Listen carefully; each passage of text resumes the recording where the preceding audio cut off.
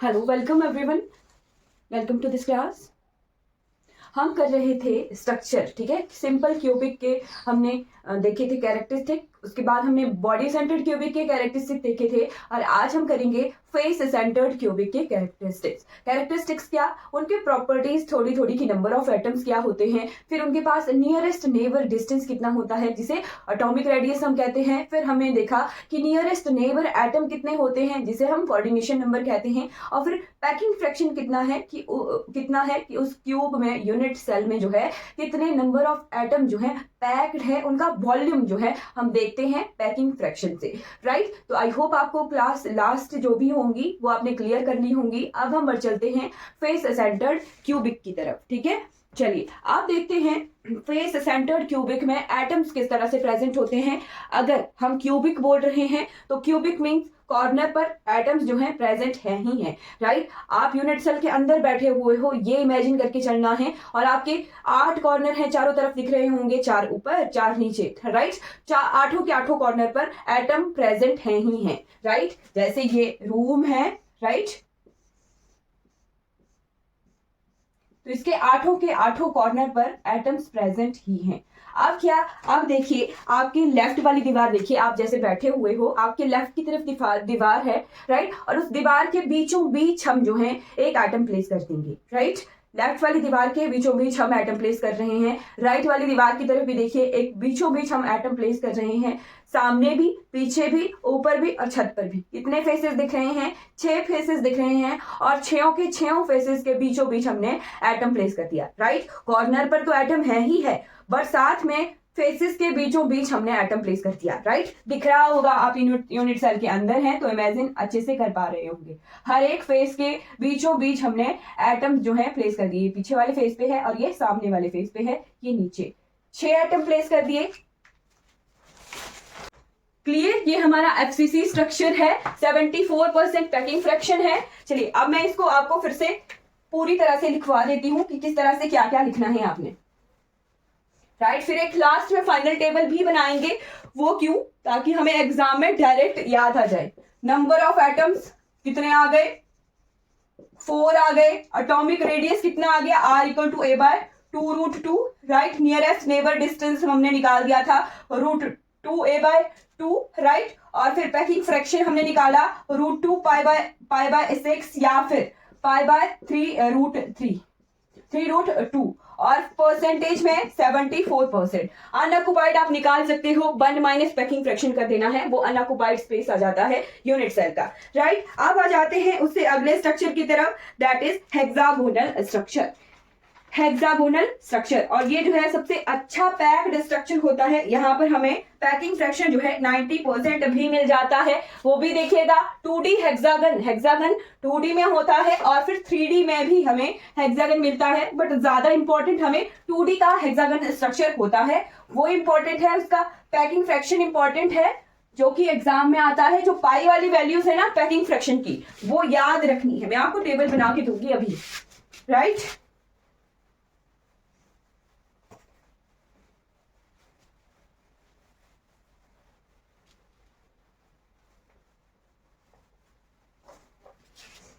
चलिए 2D hexagon,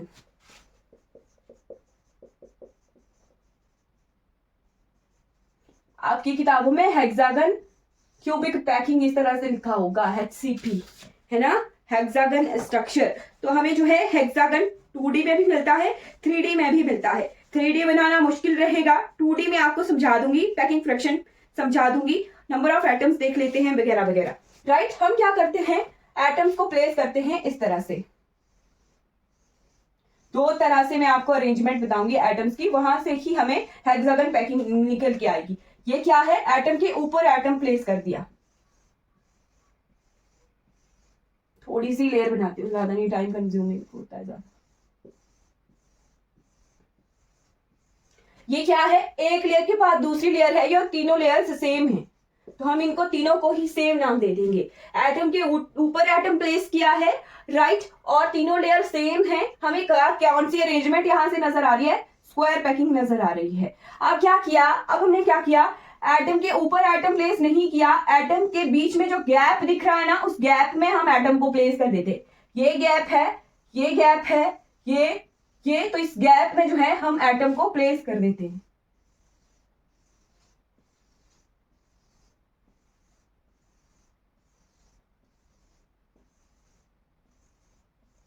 right, gap में place कर दिया। अब देखिए यहां तो हर एक लेयर सेम जैसी थी, ए ही layer, be layer, A atoms की लेयर। बट यहां देखिए अगर ये ए लेयर है तो ये और लेयर है, ये बी है।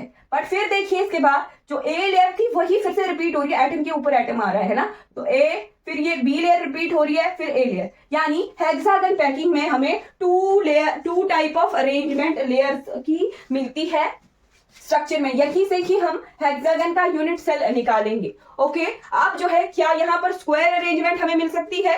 स्क्वायर अरेंजमेंट मिल सकती है? नहीं, यहाँ पर हमें कौन सी अरेंजमेंट मिल रही है? यहाँ पर हमें ट्रायंगुलर अरेंजमेंट मिल रही है। ट्रायंगुलर अरेंजमेंट मिल रही है, राइट, ट्रायंगुलर अरेंजमेंट मिल रही है। ए बी अरेंजमेंट है एटम्स की, ए बी ट्रायंगुलर दिख रहा है। बट ये ट्रायंगुलर क्या हमें ब्रावियांस दिखेगा? नहीं, एक ट्रायंगल का स्ट्रक्चर ऐसा है तो दूसरा ऐसा उल्टा बन रहा है, यानी चारों तरफ जो है सेम एनवायरनमेंट हमें नहीं मिल रहा है इस ट्रायंगुलर अरेंजमेंट में। राइट, अरेंजमेंट तो ट्रायंगुलर है बट हमें एक जैसा एनवायरनमेंट नहीं मिल रहा है। अब इसे हमें यूनिट सेल बनाना है। राइट, तो यूनिट सेल बनाने के लिए हमें कुछ और जो है अरेंजमेंट कुछ और कंसीडर करने पड़ेंगे, एटम। राइट, ओके, तो हम जो है अब इसे हेक्सागोनल यानी 6 एटम कंसीडर करेंगे एक यूनिट सेल में। यूनिट सेल हमारा जो है ट्रायंगुलर नहीं बनेगा, ये ट्रायंगुलर एक अरेंजमेंट है। राइट, बट हेक्सागोनल जो है अरेंजमेंट भी हमें दिखेगी और साथ में यूनिट सेल भी हमें हेक्सागन दिखेगा। कैसे दिखेगा वो देखिए, यहां पर ये मैं मिटा रही हूं।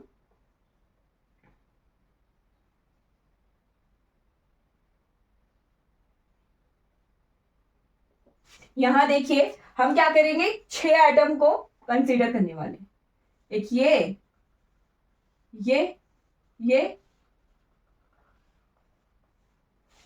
अब क्या हमें ये ब्राविया टाइप दिख रहा है? हाँ बिल्कुल, इसके जब हम दूसरी तरफ जा रहे हैं तो हमें सेम तरह का जो है एनवायरनमेंट मिल जाएगा। राइट, यानी हेक्सागन स्ट्रक्चर जो है हमारा रिपीट होगा, है ना, रिपीट होगा। तो हमें यूनिट सेल हेक्सागन पैकिंग में कौन सा मिल गया? हेक्सागनल पैकिंग में हमें यूनिट सेल मिल गया हेक्सागन। राइट, हेक्सागन यानी 6 बराबर जो है, हेक्सा क्या होता है? 6 बराबर साइड्स होती हैं। अब क्या बारी आती है नंबर ऑफ एटम्स निकालने हैं। नंबर ऑफ एटम्स कैसे? हर एक कॉर्नर पर हम जो है नंबर ऑफ एक एटम प्लेस कर देंगे। यहां तो हमें दिख रहा है कि एक एटम जो है ये है, ये एक एटम, ये एक एटम, हर एक कॉर्नर पर हमने एक एटम को प्लेस किया हुआ है। राइट, दिख गए? हर एक एटम पर जो है हमने हर एक कॉर्नर पर एक एटम प्लेस कर दिया है। तो number of atoms from corner कितने हैं? 6 हैं। वो 6 कितने और में डिवाइड हो रहा है वो भी देख लेते हैं। राइट, एक ये वाला बन गया। राइट, एक ए हेक्सागन और एक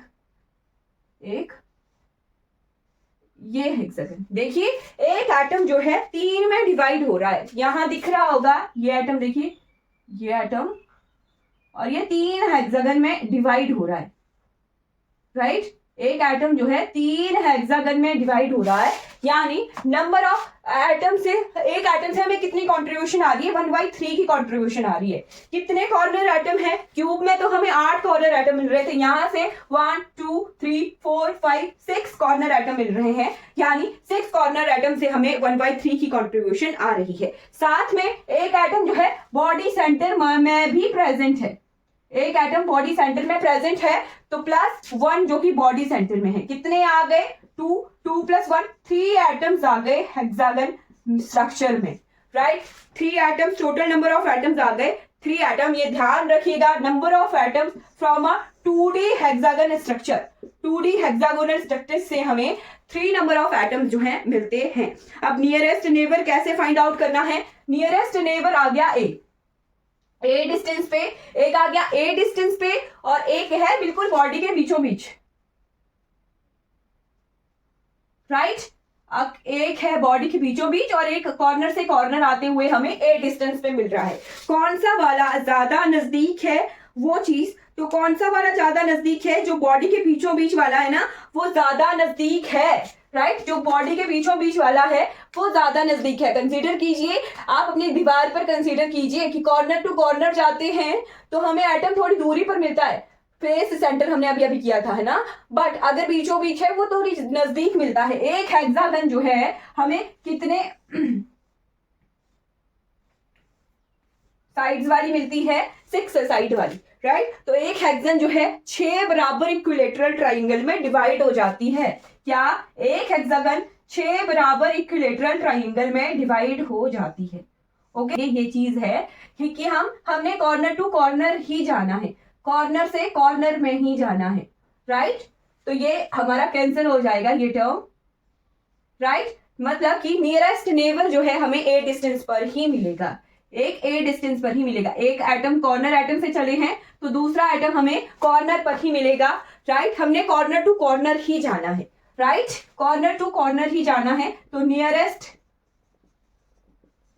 नेबर जो है हमें ए डिस्टेंस पर ही मिलेगा। ए डिस्टेंस पर मिलने वाला है तो नियरेस्ट नेबर एटम कितने हो जाते हैं, एक एटम पर हम खड़े होते हैं तो हम 3 और एटम्स के पास जा सकते हैं, राइट।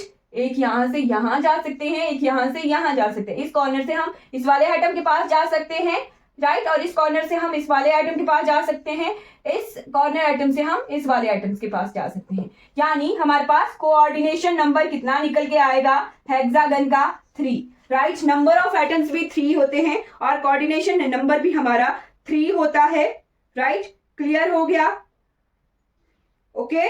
हेक्सागन का कोऑर्डिनेशन 2D का कोऑर्डिनेशन भी हमारे पास जो है 3 ही निकल के आता है।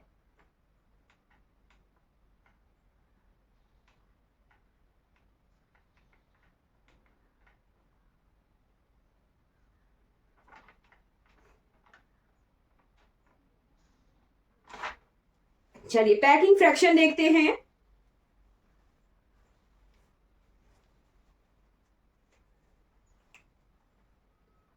पैकिंग फ्रैक्शन देख लेते हैं अब। जो इक्विलेटरल ट्राइंगल वाला पोर्शन था ना वो हम पैकिंग फ्रैक्शन में यूज करेंगे, राइट।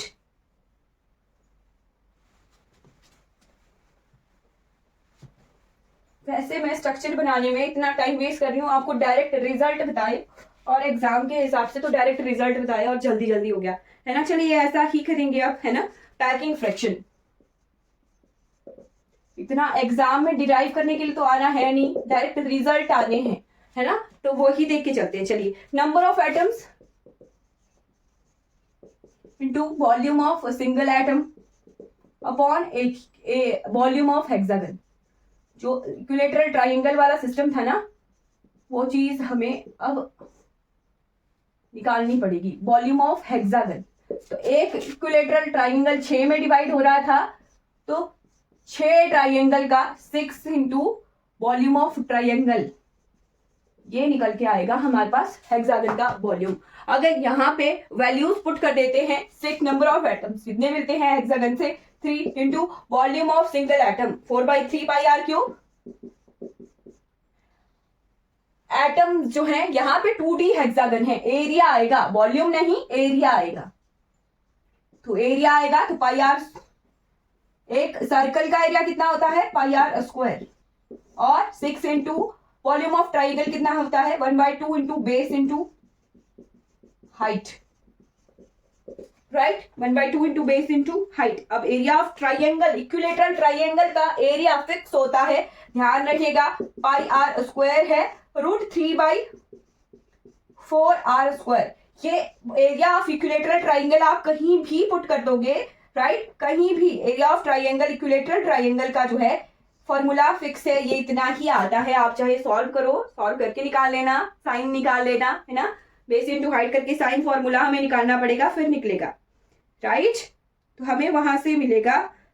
तो जब इनकी वैल्यूज पुट करते हैं, आर स्क्वायर से आर स्क्वायर कैंसल, 3 1 जा 3, 3 2 जा 6, पाई बाय 2√3 बन रहा है ना। 2 से π/2√3 इस तरह से बच रही है टर्म, राइट। π/2√3 इस तरह से टर्म बच रही है। ये 2 हमारा ऊपर चला गया।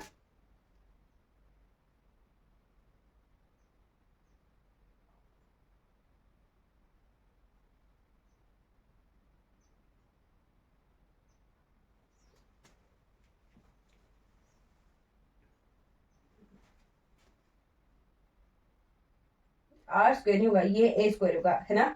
ए की वैल्यू फिर कैसे पुट करेंगे, ए आर की वैल्यू से पुट करेंगे हम a/2, राइट। a/2 पुट करेंगे, हाफ डिस्टेंस पर ही हमें एटम मिल जाएगा, राइट। तो यानी सारी वैल्यूज को हमने पुट कर लिया, तो हमें पैकिंग फ्रैक्शन कितना मिलेगा, π/2√3। अब मैं आपको डेरिवेशन में टाइम वेस्ट नहीं करूंगी, डायरेक्ट रिजल्ट बताया करूंगी। π/2√3 जो है ये निकल के आया है packing fraction of 2D hexagon structure. अब इसे सॉल्व करते हैं तो 0.90 आता है, यानी 90% जो है 2D स्ट्रक्चर का पैकिंग फ्रैक्शन आता है। यानी सबसे बेस्ट पैकिंग स्ट्रक्चर जो है हमारा 2D हेक्सागन होता है। सबसे बेस्ट जो है हेक्सागन हमारा 2D स्ट्रक्चर होता है, हेक्सागन स्ट्रक्चर होता है, बेस्ट पैकिंग होती है ये। ओके, आई होप क्लियर हो गया होगा, राइट। जो हम कोऑर्डिनेशन नंबर देख रहे थे वो हम थोड़ा गलत देख रहे हैं ना। एक एटम से हम जो है ये भी तो हेक्सागन बन सकती है। अगर ये इस हेक्सागन का कॉर्नर एटम है तो ये जो है सेंटर एटम हो सकता है किसी दूसरी हेक्सागन का, राइट। यानी एक कॉर्नर एटम से हम बाकी 1 2 3 6 एटम्स के पास जा सकते हैं। कोऑर्डिनेशन नंबर के अकॉर्डिंग ए डिस्टेंस ट्रैवल करके हम बाकी 6 हेक्सागन के 6 एटम के पास जा सकते हैं। तो हेक्सागन 2D स्ट्रक्चर का जो कोऑर्डिनेशन नंबर होता है वो 6 होता है। आप अपडेट कर लीजिएगा, राइट। अब हम देखते हैं 3D हेक्सागन के, आपको रिजल्ट बता दूंगी अब। ओके, फिर हम टेबल बनाएंगे लास्ट में, बिल्कुल लास्ट में टेबल बनाएंगे। जो ये 2D हेक्सागन है सबसे बेस्ट स्ट्रक्चर होता है हमारा, और 3D में हमारे पास FCC का सबसे ज्यादा, 3D जब स्ट्रक्चर देखेंगे तो सबसे ज्यादा हमें पैकिंग फ्रैक्शन एक 3D हेक्सागोनल और हमारे FCC का सेम पैकिंग फ्रैक्शन आता है, राइट। 3D हेक्सागन देखिए, नंबर ऑफ एटम्स आते हैं, इसमें आते हैं एक यूनिट सेल में 6। वहां पर कितने आ रहे थे, वहां पर नंबर ऑफ एटम्स आ रहे थे हमारे पास 3। 2D हेक्सागन में 3 आ रहे थे, राइट। पैकिंग फ्रैक्शन निकल के आता है 74%। 74% आता है। यहाँ पे एक C/A रेशो आती है, ये डायरेक्ट रिजल्ट भी, डायरेक्ट क्वेश्चन भी आ जाता है कि 3D हेक्सागोनल स्ट्रक्चर की C/A रेशो कितनी है। तो ये है 1.6333, यानी √8/3 होती है, ये ध्यान रखना है। ओके, C A के कितने बराबर होता है, तो C = A × 1.633 किसी भी तरह से आ सकता है, आपने ध्यान रखना है। C/A ratio 3D hexagonal structure की आ जाती है कई बार एग्जाम में डायरेक्ट। ओके, फिर नियरेस्ट नेबर एटम्स कितने होते हैं, तो नियरेस्ट नेबर एटम्स हमारे पास 3D में नियरेस्ट नेबर 12 होते हैं, 12 होते हैं। डिस्टेंस कितना है, डिस्टेंस है ए डिस्टेंस ट्रैवल करके हम नियरेस्ट नेबर एटम्स के पास जा सकते हैं। तो एटॉमिक रेडियस कितना आ जाता है, a/2, यानी हाफ डिस्टेंस पर ही हमें एटम मिल जाता है, तो a/2 आता है एटॉमिक रेडियस। ये 3D हेक्सागोनल स्ट्रक्चर के जो है कुछ कैरेक्टरिस्टिक्स हैं। अब हम लास्ट फाइनल टेबल बनाते हैं इन सभी स्ट्रक्चर्स का, जो आपको याद रखना है, जो एग्जाम में डायरेक्ट क्वेश्चन आते हैं वो चीज। ओके, तो सबसे पहले सिंपल क्यूबिक लिखिएगा, जैसे हमने ब्रावियाज के देखे थे ना वो चीज। सिंपल क्यूबिक ब्रावियाज के हमने सारे यूनिट सेल देखे थे, सभी तरह के स्ट्रक्चर। ओके, अब ये सिंपल क्यूबिक और एप्सिस ये हमारा हेक्सागोनल है, राइट। सिंपल क्यूबिक में थोड़ा यहां लिखती हूं, सिंपल क्यूबिक में नंबर ऑफ एटम्स कितने आते हैं, नंबर ऑफ एटम्स आते हैं सिंपल क्यूबिक में 1। BCC, FCC, 2D हेक्सागन और 3D हेक्सागोनल, ये हमारे पास क्या है, यूनिट सेल हैं, राइट। BCC में कितने नंबर ऑफ एटम्स आते हैं, 2। FCC में 4, 2D में हेक्सागोनल में 3 और 3D हेक्सागोनल में 6। क्या मैंने क्लियर लिखे हुए हैं, आपने क्रॉस चेक भी करना है, right. Number of atoms, right, 1 2, body centre में 2, एफसीसी में 4, बिल्कुल सही, एक कॉर्नर से और 3 हमारे फेसेस से। 2D हेक्सागोनल में 3 नंबर ऑफ एटम्स हमें मिलते हैं, 1/3 की कंट्रीब्यूशन आती है, हर एक कॉर्नर से 1/3 की कंट्रीब्यूशन आती है, हाँ। और हमारे 3D हेक्सागोनल में 6 आते हैं। फिर आता है इसमें कोऑर्डिनेशन नंबर, जो इंपॉर्टेंट है, डायरेक्ट कई बार रिजल्ट आ जाता है। कोऑर्डिनेशन नंबर यानी नियरेस्ट कितने और एटम्स के पास हम जा सकते हैं। तो सिंपल क्यूबिक में हम कॉर्नर टू कॉर्नर जाते हैं, कॉर्नर टू कॉर्नर हम बाकी 6 और एटम्स के पास जा सकते हैं। बीसीसी में हम बाकी 8 और एटम्स के पास जा सकते हैं body diagonally. Face centre cubic में हम फेस डायगोनली जाते हैं, तो 12 और एटम्स के पास जा सकते हैं। 2D हेक्सागोनल में हम कॉर्नर टू कॉर्नर बाकी 6 और एटम्स के पास जा सकते हैं। और 3D हेक्सागोनल में हम जो है कोऑर्डिनेशन नंबर है इसका 6 और एटम्स के पास जा सकते हैं। कोऑर्डिनेशन नंबर यानी नियरेस्ट नेबर एटम्स कितने हैं हमारे पास, नियरेस्ट नेबर डिस्टेंस पर। अब आता है पैकिंग फ्रैक्शन।